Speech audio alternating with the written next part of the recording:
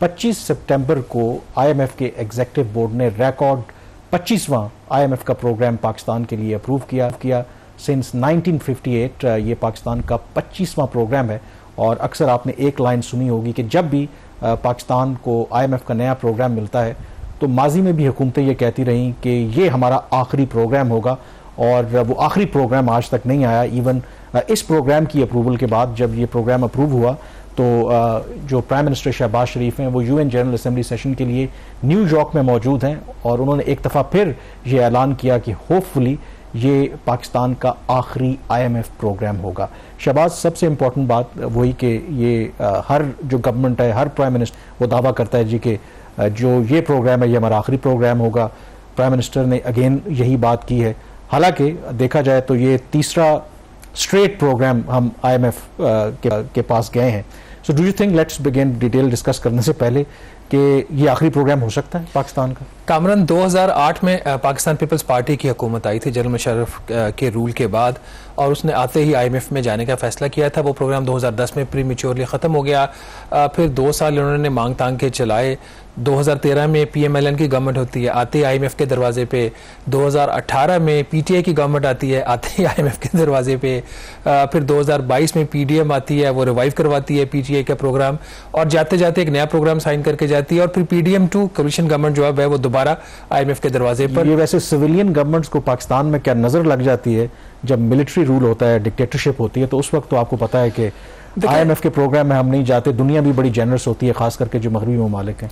दुनिया जेनरस नहीं होती। दुनिया को जो पाकिस्तान से चाहिए होता है वो एक डेमोक्रेटिक गवर्नमेंट से सम टाइम्स लेना मुश्किल हो जाता है। एक जो डिक्टेटर होता है वो आसानी से दे देता है। 9/11 के बाद जो सपोर्ट पाकिस्तान ने की थी, उसके बाद कोलिशन सपोर्ट फंड मिल गया। जो पेरिस क्लब का जो कर्जा था वो रीशेड्यूल हो गया 15 साल के लिए। तो इसलिए, लेकिन जब सिविलियन गवर्नमेंट्स आती हैं, ऑल्दो जब पाकिस्तान पीपल्स पार्टी की गवर्नमेंट आई तो अमेरिका ने, आपको याद होगा, उन्होंने कैरी लुगर बिल $7.5 अरब का मंजूर किया था, लेकिन वो 3 साल के बाद वो डीरेल हो गया। सलाला वाला जो अटैक हुआ उसके बाद ताल्लुकात में ख़राबी पैदा हुई।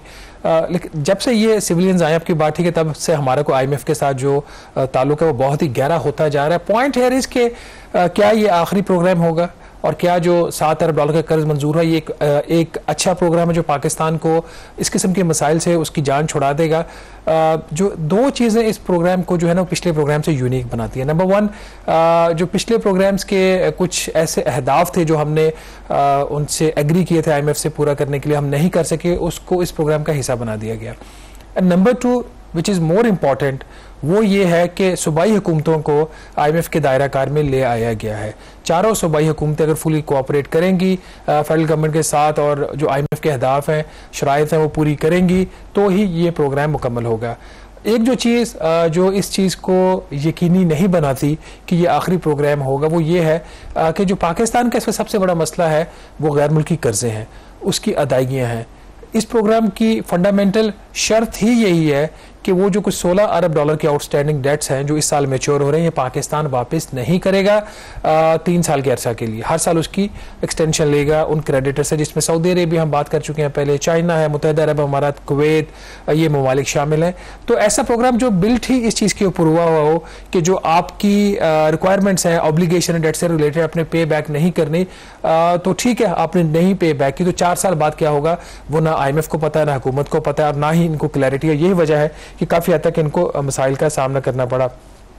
प्रोग्राम अप्रूव हो गया, मुबारकबाद एक्सचेंज हो गई, फतह का ऐलान कर दिया गया इकोनॉमिक फ्रंट के ऊपर कि हमारी जो कारकर्दगी है बहुत अच्छी हो गई है। लेकिन पहली किस्त भी मेरे ख्याल में जारी हो गई है? अभी तो जारी नहीं हुई। अभी तो IMF ने इसका जो एक इस वक्त जब तक हम प्रोग्राम रिकॉर्ड कर रहे हैं, इसकी जो डिटेल प्रेस रिलीज है वो अभी तक IMF ने वो भी जारी नहीं की। This is unusual. एक ब्रीफ स्टेटमेंट आई थी उसी दिन, और लेकिन उसके साथ ही उन्होंने स्टेटमेंट के अंदर ही IMF ने लिखा हुआ था कि जो डिटेल प्रेस रिलीज है वो जारी हो जाएगी।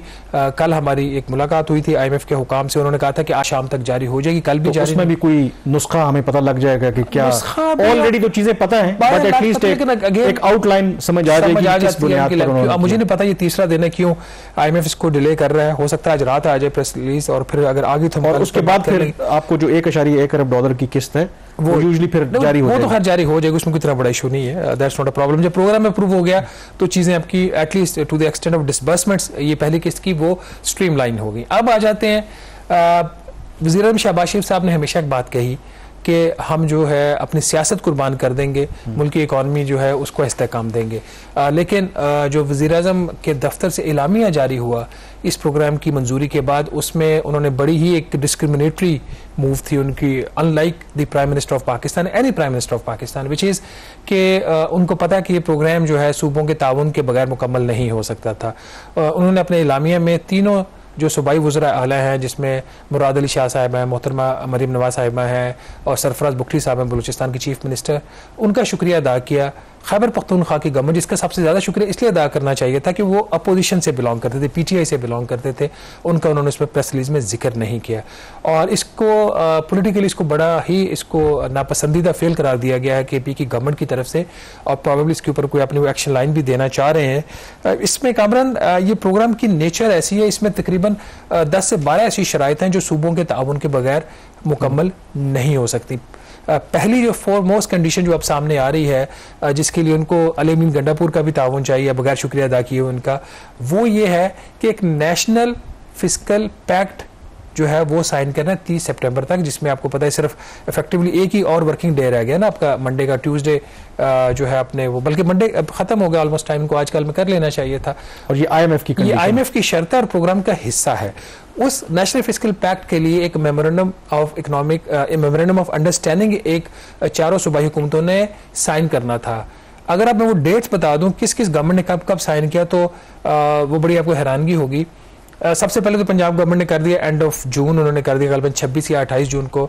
उसके बाद जो दूसरी गवर्नमेंट थी जिसने एमओयू साइन किया वो केपी की गवर्नमेंट थी, उसने 12 जुलाई को किया, और जिनका प्राइम मिनिस्टर ने शुक्रिया अदा किया जो बलूचिस्तान की गवर्नमेंट थी, उन्होंने ये 26 जुलाई को किया, और सिंध की गवर्नमेंट ने सबसे आखिर में 30 जुलाई को किया।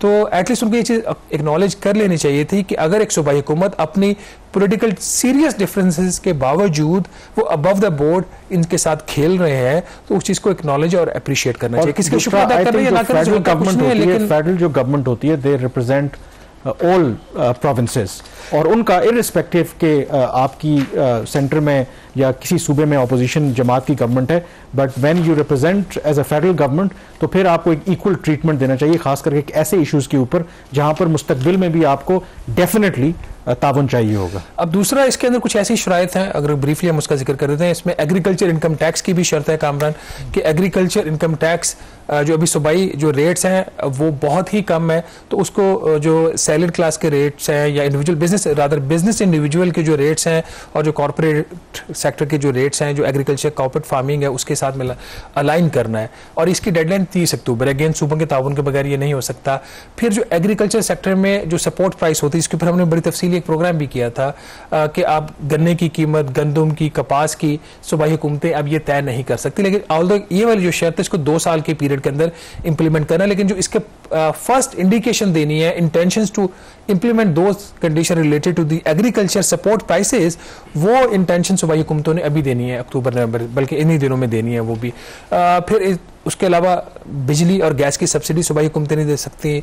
स्पेशल इकोनॉमिक जोन्स जो हैं वो सूबाई हुकूमतें कायम नहीं कर सकती, इसके ऊपर खैबर पख्तूनख्वा की गवर्नमेंट पहले कह चुकी है कि वो इस शर्त को नहीं मानते। फिर एंटी करप्शन के हवाले से कुछ ताउन है वो इनको करना है। तो 10 से 12 शराइत है और मेजर शराइत हैं, इसलिए ये जो प्रोग्राम है इसकी इम्प्लीमेंटेशन जो है उतनी ही चैलेंजिंग होगी गवर्नमेंट के लिए। आई होप कि ये एक सीधे रास्ते के ऊपर इस तरीके से चल पड़े, लेकिन जिस किस्म की इतलात आ रही हैं कामरान सैलरी क्लास के ऊपर, तो आपको पता है बेतहाशा बोझ है। आजकल जब हम अपने गोशवारे जमा कर रहे हैं तो हमें ज़्यादा एहसास हो रहा है कि हम कितना टैक्स देते हैं जो सैलरी क्लास के लोग हैं। इसमें पिछले खबर थी सनाउल्लाह की, उसका जिक्र करना ज़रूरी है कि वफाकी हुकूमत ने सनाउल्लाह खान साहब के बकौल 25 नई गाड़ियाँ ख़रीदी हैं। ठीक है, ऑस्टेरिटी की जो पॉलिसी है हुकूमत की, उसके तहत गाड़ियों की खरीदारी पे पाबंदी है, लेकिन गाड़ियां 25 खरीदी गई। तो बस वो ज़बानी जमा खर्च होता है, ऐलान करते हैं। अच्छा, अब जो मैं शुरू में जिक्र कर रहा था कि पाकिस्तान के ज़ाहिर के प्राइम मिनिस्टर ने कहा कि होपफुली ये हमारा आखिरी प्रोग्राम होगा। एक तरफ ये $7 अरब का प्रोग्राम अप्रूव हुआ, तो पाकिस्तान ने साथ एक और दरख्वास्त भी कर दी है कि क्लाइमेट जो रेजिस्टेंस के हेड पे IMF अब कर्जे देता है। सो 1 से 1.5 अरब डॉलर का जो कर्जा है पाकिस्तान ने उसकी भी दरख्वास्त की है। तो ये कर्जा पाकिस्तान को क्यों चाहिए?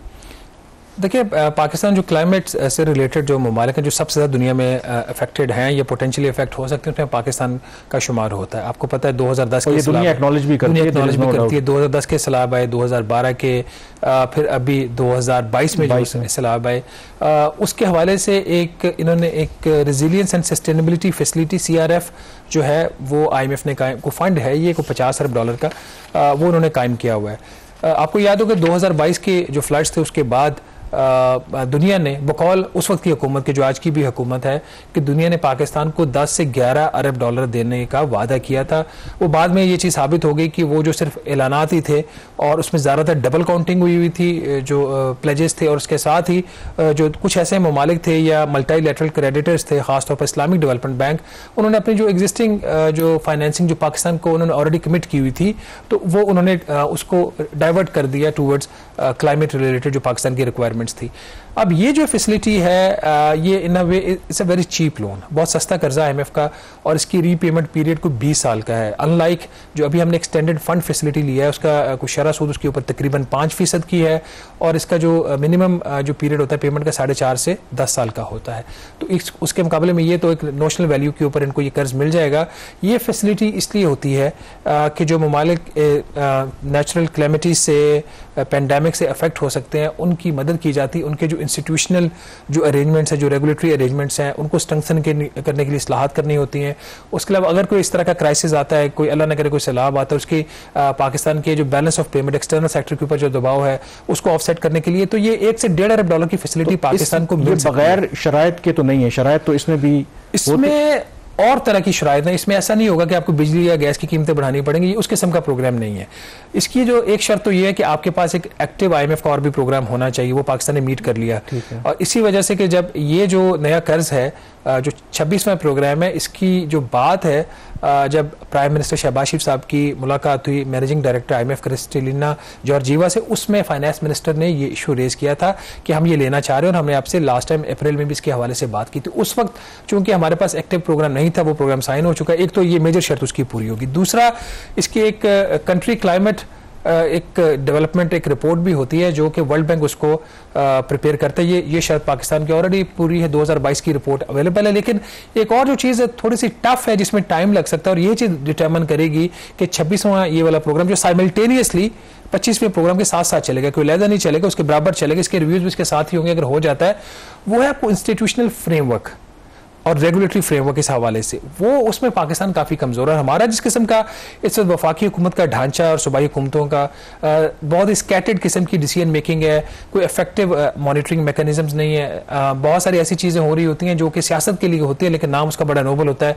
जैसे जो पार्लियामेंटेरियंस के फंड्स हैं वो सस्टेनेबल डेवलपमेंट गोल्स के नाम पर खर्च हो रहे हैं। तो इस चीज़ के ऊपर कामरान थोड़ा सा इनको वक्त लग सकता है। बहरहाल ये ऐसी फैसिलिटी है जिसको लेने में मेरा नहीं ख्याल कोई हर्ज है। आई थिंक जो इम्पोर्टेंट चीज़ है ऑब्वियसली जो IMF के पास आप तब जाते हैं कि आप ये समझ लें कि जब गांव पर छोटे छोटे चौधरियों से कर्जे ले रहे होते हैं और जब वो तंग आ जाते हैं आपको कर्जा देने से, तो वो कहते हैं कि अब आप बड़े चौधरी के पास जाएं, जब बड़े चौधरी साहब आपको कर्जा देंगे तो फिर हम आपको कर्जा देंगे, क्योंकि जो छोटे चौधरी होते हैं उनको यकीन नहीं होता कि जो कर्ज आप उनसे ले रहे हैं वो वापस कर पाएंगे। तो पाकिस्तान का भी यही हिसाब है कि दो के हमारे दोस्त ममालिक मुश्किल औकात में हमारी मदद करते रहे हैं, लेकिन जिस तरह कहते हैं कि IMF जो है ना लास्ट रिजॉर्ट के तौर पर आप जाते हैं। अफसोस के साथ कहना पड़ता है कि 25 मरतबा हम जा चुके हैं, लेकिन लेट्स होप कि इस दफ़ा जो हम गए हैं, जो कहते हैं कड़वी गोली लेना पड़ेगी, जो अहम इंस्टीट्यूशनल रिफॉर्म्स हैं वो करें और उसके बाद इस मुल्क को ऑन अ सस्टेनेबल बेसिस जो ग्रोथ है उस पर डाल सकें। ज़ाहिर है कि let's keep our finger cross की गवर्नमेंट कामयाब होती है, ये नहीं होती। यहाँ पे ब्रेक लेंगे, ब्रेक के बाद जिक्र करेंगे एक और जो गवर्नमेंट के लिए सबसे बड़ा चैलेंज बनता जा रहा है, और वो है PIA की प्राइवेटाइजेशन। वो अभी तक क्यों नहीं हो पा रही, ब्रेक के बाद इस पर बात करेंगे।